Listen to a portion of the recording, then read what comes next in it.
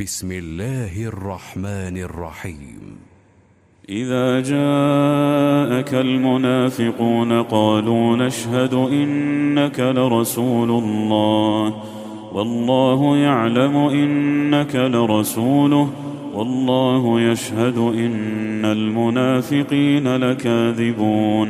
اتخذوا أيمانهم جنة فصدوا عن سبيل الله إنهم ساء ما كانوا يعملون.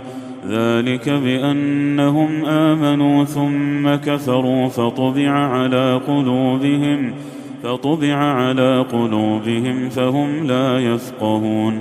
وإذا رأيتهم تعجبك أجسامهم وإن يقولوا تسمع لقولهم كأنهم خشب مسندة يحسبون كل صيحة عليهم هم العدو فاحذرهم قاتلهم الله أنى يؤفكون. وإذا قيل لهم تعالوا يستغفر لكم رسول الله لووا رؤوسهم ورأيتهم يصدون وهم مستكبرون. سواء عليهم أستغفرت لهم أم لم تستغفر لهم لن يغفر الله لهم إن الله لا يهدي القوم الفاسقين.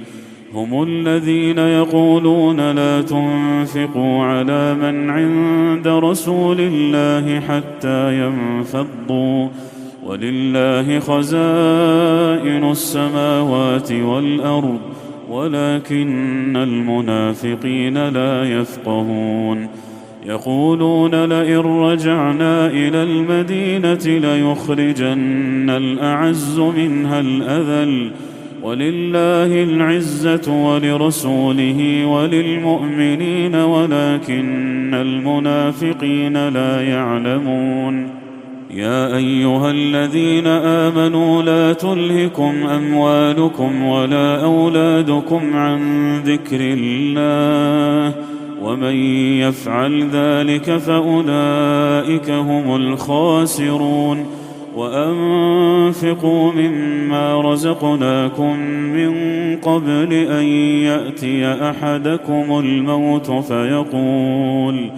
فيقول رب لولا أخرتني إلى أجل قريب فأصدق وأكن من الصالحين. ولن يؤخر الله نفسا إذا جاء أجلها والله خبير بما تعملون.